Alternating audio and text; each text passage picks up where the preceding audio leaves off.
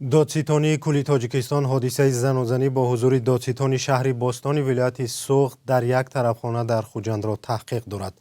چند منبع رادیو آزادی روز 16 ینور گفتند که مناقشه شب 22 به 23 دکبر سال گذشته در طرفخانه پارلمانتی شهر خوجند میان عبدالقهار عزیزوف دادستان شهر بوستان و پرویز اشوروف مالک طرفخانه پارلمانت رخ داده است. شاهدان میگویند به خاطر آرام کردن مناقشه یک کارمند پلیس که آنجا حضور داشته است از تپانچه به هوا تیر پرانده است.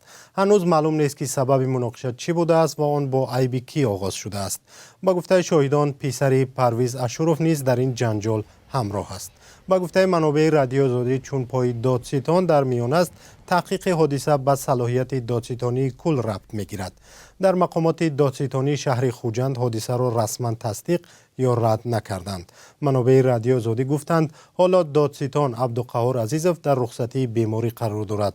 نظر جانب‌ها معلوم نیست. زنوزنی و یا مناقشه با اشتراک نزدیکان و فرزندان منصبداران و یا نزدیکان آنها در تاجیکستان زود ثبت می شود، اما در اکثر موارد پروندهشان جدی تحقیق نمی شود.